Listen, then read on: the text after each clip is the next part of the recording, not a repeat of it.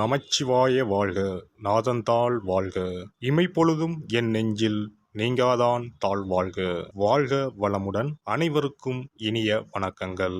2025ஆம் ஆண்டு மார்ச் மாதம் நடைபெறவுள்ள சனி பெயர்ச்சியால் எந்தெந்த ராசிக்காரர்களுக்கு ஏழரை சனி, அஷ்டம சனி, கண்டக சனி, அர்த்தாஷ்டம சனி நடைபெறப் போகிறது. இதனால் மேசம் முதல் மீனம் வரை 12 ராசிகளுக்கு 2025இல் எப்படி இருக்கும் என்பதனை பற்றி விரிவாக காண்போம். நீண்ட நாட்களாக தனது கும்பராசியில் அமர்ந்திருந்த சனி பகவான் தற்போது கும்பராசியில் இருந்து வெளியேறி குரு பகவானின் ஆதிக்கத்தில் உள்ள மீனராசியில் பிரவேசிக்க உள்ளார். திருக்கணித பஞ்சாங்கத்தின்படி 2025ஆம் ஆண்டு மார்ச் மாதம் 29ஆம் தேதி இரவு 9:44 கும்பராசியில் உள்ள புரட்டாதி நட்சத்திரம் 3ஆம் பாதத்தில் இருந்து மீனராசியில் உள்ள புரட்டாதி நட்சத்திரம் 4ஆம் பாதத்திற்கு பெயர்ச்சியாக உள்ளார். முதலில் நாம் காண இருப்பது ஏழரை சனி. ஏழரை சனியை 2.5 ஆண்டு காலமாக பிரித்து சொல்லலாம். முதல் 2.5 வருடத்தை விரயசனி என்றும், அடுத்து வரக்கூடிய 2.5 வருடத்தை ஜென்மசனி என்றும், இறுதியாக வரக்கூடிய 2.5 வருடத்தை பாதச்சனி என்றும் அழைக்கின்றோம். கடந்த ஆண்டு 2023இல் இருந்து மகர ராசிக்கு பாதசனியும், கும்பராசிக்கு ஜென்மசனியும், மீனராசிக்கு விரயசனியும் நடைபெற்று வருகிறது. இனி வரக்கூடிய சனி பெயர்ச்சியால் மேச ராசிக்காரர்களுக்கு ஏழரை சனி ஆரம்பித்து அடுத்த 2.5 வருடம் விரயசனி நடைபெற உள்ளது. மீன ராசிக்கு விரயசனி முடிந்து ஜென்மசனியும், கும்பராசிக்கு ஜென்மசனி முடிந்து பாதசனியும் நடைபெற உள்ளது. மகர ராசிக்காரர்கள் ஏழரை சனியில் இருந்து முழுமையாக விடுதலை அடைய உள்ளீர்கள். ராசிக்கு 4ஆம் இடத்திற்கு சனி பகவான் வரும்பொழுது நடைபெறுவது அர்த்தாஷ்டம சனியாகும். ராசிக்கு 7இல் சனி பகவான் வரும்போது நடைபெறுவது கண்டக சனியாகும். ராசிக்கு 8இல் சனி பகவான் வரும்போது அஷ்டம சனி நடைபெறும். வரும் சனி பெயர்ச்சியின் போது மகரம், கடகம், விருச்சிக ராசிக்காரர்கள் சனியின் பாதிப்பில் இருந்து விடுபட உள்ளீர்கள். மேச ராசிக்கு விரயச்சனியும், ரிஷப ராசிக்கு லாபச்சனியும், மிதுன ராசிக்கு கர்மச்சனியும், கடக ராசிக்கு பாக்கியச்சனியும் நடைபெறப் போகிறது. சிம்ம ராசிக்கு அஷ்டமச்சனி, கன்னி ராசிக்கு கண்டகச்சனி, துலாம் ராசிக்கு ரோகச்சனி, விருச்சிக ராசிக்கு பஞ்சம சனி, தனுசு ராசிக்கு அர்த்தாஷ்டம சனி, மகர ராசிக்கு சகாய சனி, கும்பராசிக்கு பாதசனி, மீன ராசிக்கு ஜென்மசனி நடைபெற உள்ளது. இனி இந்த பெயர்ச்சியால் உங்கள் ராசிக்கு உண்டாகும் சுபபலன் என்ன என்பதனையும், அசுபபலன் ஏற்படுமாயின் ராசிக்காரர்கள் செய்ய வேண்டிய பரிகாரம் என்ன, வழிபட வேண்டிய தெய்வம் யார் என்பதனை பற்றியும் விரிவாக காண்போம். நடைபெற போகும் இந்த சனி பெயர்ச்சியால் உங்கள் வாழ்வில் வளமும் நலமும் செல்வ செழிப்பும் பெற்று வாழ்வில் உயரிய நிலையை அடைய எல்லாம் வல்ல எம்பெருமானை வேண்டி விரும்பி கேட்டுக்கொள்கிறேன். மகர ராசி அன்பர்களே, ஏழரை சனி எந்தெந்த பிரச்சனைகளை கொடுக்க முடியுமோ அத்தனை கஷ்டங்களையும் கொடுத்திருக்கும். குறிப்பாக உத்திராடம், திருவோணம் நட்சத்திரக்காரர்கள் வாழ்க்கையில் சந்திக்காத அனைத்து பிரச்சனைகளையும் இந்த காலங்களில் சந்தித்திருப்பீர்கள்.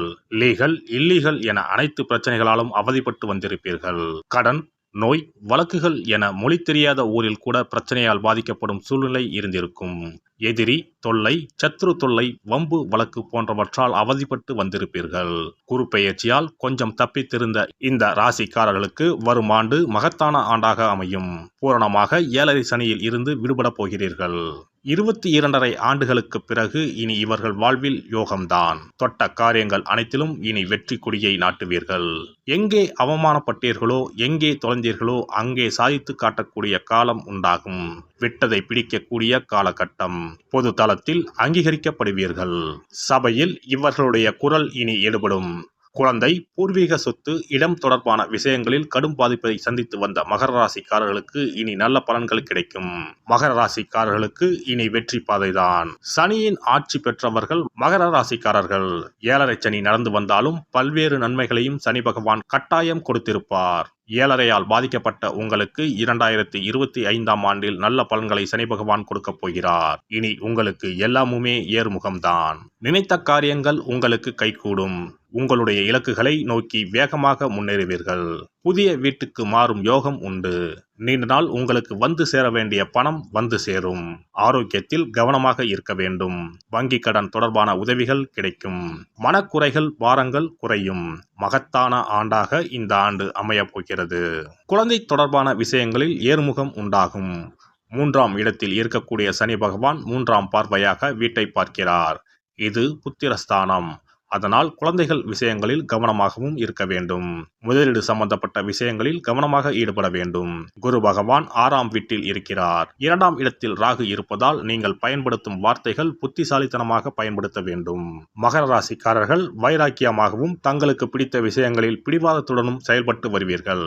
எந்த ஒரு செயலை எடுத்தாலும் அதன் எல்லை வரை செல்வீர்கள். எனவே அதனை ஆக்கப்பூர்வமாகவும் பயன் உள்ளதாகவும் இருப்பதில் பயன்படுத்தினால் வெற்றி உங்களுக்கு நிச்சயமாக கைகூடும். பெண்களை பொறுத்தவரை இந்த சனி பெயர்ச்சி அனுகூலமாக இருக்கும். உத்திரகாரகன் குரு 6ஆம் இடத்தில் இருப்பதால் குழந்தைகள் சம்பந்தப்பட்ட விஷயங்களில் கூடுதல் கவனம் செலுத்த வேண்டும். 7ஆம் இடத்தில் இருக்கக்கூடிய செவ்வாய் ராசியை பார்ப்பதால் உடலில் உஷ்ணம் அதிகரிக்கும். தேவையான இயற்கை வைத்தியங்களை எடுத்துக்கொள்ள வேண்டும். மகர ராசிக்காரர்களை பொறுத்தவரை இந்த சனி பெயர்ச்சிக்கு பிரத்யேகமான பரிகாரங்கள் தேவையில்லை.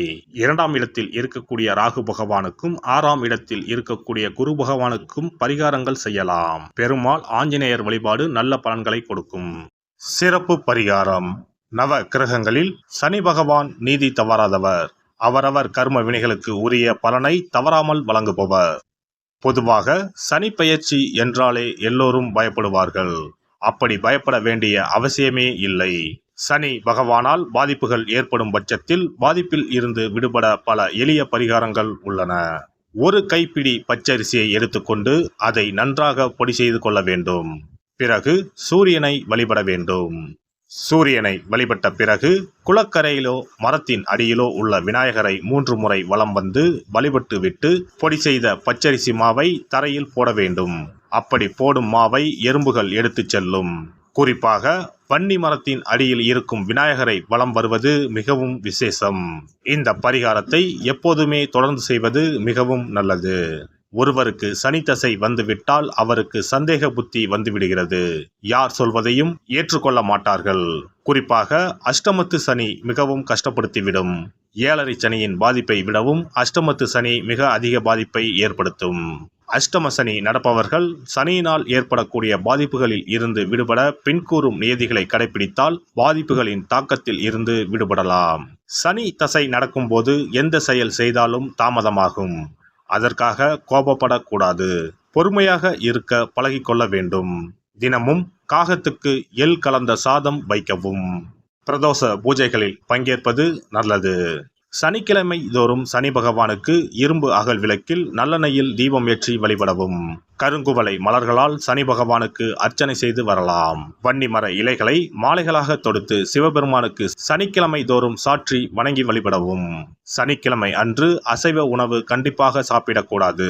சனிக்கிழமை தோறும் நல்லெண்ணெய் குளியல் செய்தால் கெடுதல் குறையும். விநாயகர் வழிபாடு செய்யலாம். அனுமன் வழிபாடு சனி பகவானின் தொல்லைகளை குறைக்கும்.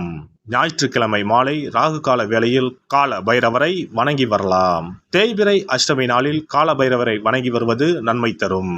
ஏழை மாணவர்களின் படிப்பு செலவுக்கு உதவலாம். சனி பிரதோஷ வழிபாடு செய்வது சிறப்பு. அன்னதானத்துக்கு உதவி செய்யலாம். சித்தர்களின் பீடங்கள் ஜீவ சமாதி பீடங்களுக்கு சென்று வணங்கி வழிபடலாம். வன்னி மரத்தை சுற்றி வந்து வணங்க வேண்டும். இதனால் சனி பகவானின் கொடுமையான பாதிப்புகள் விலகிவிடும். பிரதோஷ காலத்தில் சிவபெருமானுக்கு வில்வ இலை கொடுத்து வணங்க வேண்டும். தினமும் ராமநாமம் ஜபித்து வந்தால் சனி பகவானின் தொல்லையிலிருந்து தப்பிக்கலாம். கால்கள் இல்லாமல் நடக்க இயலாதவர்களுக்கு இயன்ற உதவியை செய்யலாம். இந்த வழிமுறைகளை முறையாக கடைபிடித்து சனியினால் ஏற்படக்கூடிய பாதிப்புகளின் தாக்கத்தில் இருந்து விடுபடலாம். எல்லாம் வல்ல இறையருளால் நீங்களும் உங்கள் அன்பு குடும்பமும் உடல் நலம், நீலாயுள், நிறை செல்வம், உயர் புகழ், மெய்ஞானம் ஓங்கி வாழ்க வளமுடன். இந்த வீடியோ பதிவு உங்களுக்கு பிடித்திருந்தால் லைக் பண்ணுங்க, கமெண்ட் பண்ணுங்க, ஷேர் பண்ணுங்க. மறக்காம சப்ஸ்கிரைப் பண்ணுங்க. பக்கத்துல இருக்கிற பெல் பட்டனை கிளிக் பண்ணுங்க. நன்றி, வணக்கம். ஓம் நமச்சிவாய. சிவாய நம.